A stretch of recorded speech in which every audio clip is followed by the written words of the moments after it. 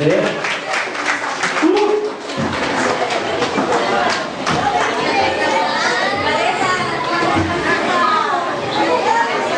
Ayan po. Hindi po concert yun, ha? Natatanging bilang po yun.